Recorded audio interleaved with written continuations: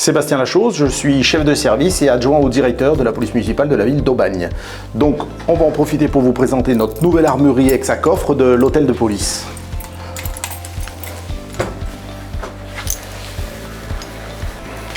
Donc je viens ouvrir le casier d'armement dédié. À l'intérieur se trouve mon bâton télescopique, mon arme de service, mon diffuseur lacrymogène, petite quantité. Et dans un deuxième coffre qui s'ouvre toujours avec la même clé, on a les deux chargeurs avec les munitions de service. Alors ce qui nous a séduit, c'est le produit bien entendu, mais c'est d'avoir les deux compartiments qui s'ouvrent d'ailleurs avec la même clé. Ici, on est sur de l'acier 30/10. On a des pennes anti-sciables, montage sur coulisse, donc vous avez vu ça manœuvre très facilement, sur roulement. Voilà, on referme. Donc les portes, c'est du costaud.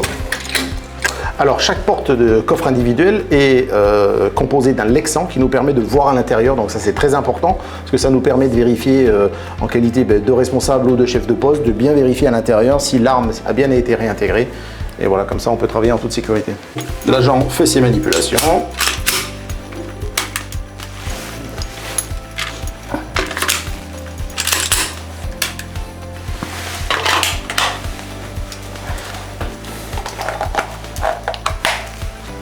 Donc on a souhaité avoir bien entendu le registre dématérialisé des armes et des équipements.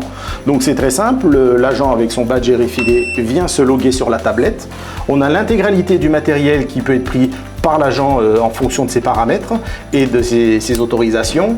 Donc nous on a fait le choix de rentrer dans le listing tout le matériel se trouvant à l'armurerie. Ça va de l'éthylotest jusqu'à la lampe, au radar, aux armes bien sûr, aux caméras piétons et autres. Donc là je vais faire ma perception, c'est très simple. Je prends mon bâton télescopique, je prends mon arme de service, je prends un chargeur, deux chargeurs. Allez, je valide ma perception, je vérifie, j'ai bien mon bâton télescopique, mon arme de service, mes deux chargeurs. Je valide ma perception, je me rends sur la voie publique. Voilà, ma perception est terminée. Comme vous l'avez vu, c'est très rapide, très simple. Alors ici, nous avons l'armoire de stockage collectif. Donc, cette armoire, elle est composée de plusieurs compartiments. Le premier, nous allons y entreposer tout ce qui est nos pistolets à impulsion électrique, les munitions des pistolets à impulsion électrique et nos Gale 500 ml. Voilà, donc chaque agent vient, prend son taser, prend ses munitions, va faire ses manipulations. Et en deuxième partie, nous avons tout ce qui est le stockage des munitions. Allez, donc le dernier casier qui nous sert également à de la gestion du stockage de munitions. Je viens poser le support de clé sur le lecteur inférieur. Le lecteur s'allume pour reconnaître le positionnement. J'insère ma clé et je referme l'Exa-Clé. Donc ce que l'on a voulu dans le principe de l'armurerie, c'est le principe de la marche en avant, c'est-à-dire une porte d'entrée, une porte de sortie, les agents ne se croisent pas. Donc ici nous sommes sur la porte de sortie qui est la même que la porte d'entrée. Ce sont des portes blindées, coupe-feu. Donc ce sont des portes quand même très conséquentes. Alors nous tenions à remercier l'ensemble des équipes Exa-Coffre avec ce travail colossal qui a répondu point par point à notre cahier des charges initial pour l'armurerie.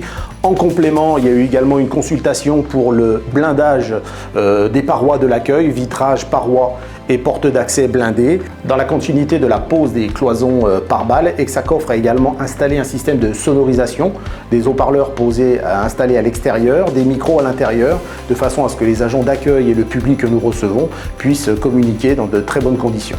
Et pour finir, comme il faut toujours allier technique et esthétique, nous avons fait poser par Exa-Coffre de la vitrophanie sur l'ensemble des vitrines, un film micro-perforé imprimé et sur l'ensemble des parois latérales.